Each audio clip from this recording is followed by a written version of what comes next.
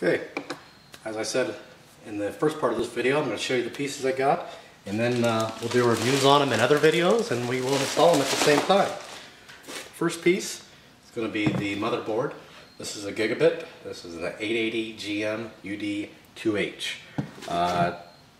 Real nice. It's got 3.0 USB ports and 2.0. I think it only has one 3.0, and I'll review all that. So this is your one of your main pieces that you need to get. So there's the first piece, motherboard.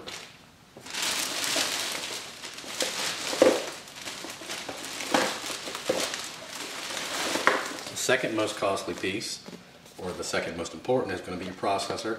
I chose an AMD, and I'll tell you why in the video when we actually install it, why I did not go with an Intel i5 or i7, so I'll tell you that. Typically when you buy a processor and motherboard, you get a combo deal. So these together were $220, or $230, I'm sorry. This does have built-in video, but I also got a 1 gig video card. See there? Excellent price on that, $67 on sale.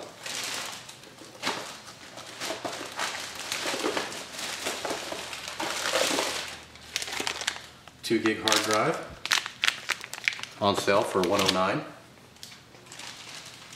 And this is brand new. This is not a refurb. This was just this is the kind of the white box version that doesn't come with any of the fancy packaging. So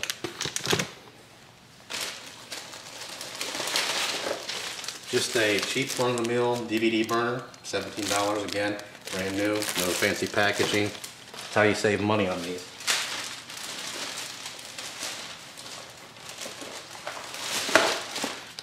Memory, got 8 gigs here.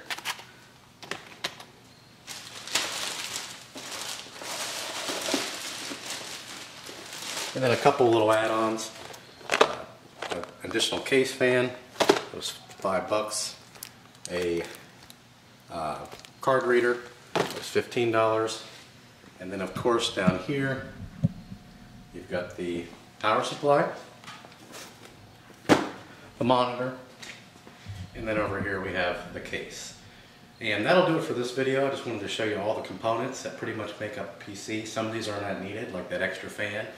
And the DVD, you definitely want to have some sort of optical drive, but not a big deal. And then the card reader, that's not a necessity. So these are the main components. That'll do it for this video, and we will start with the first video on the case, so stay tuned.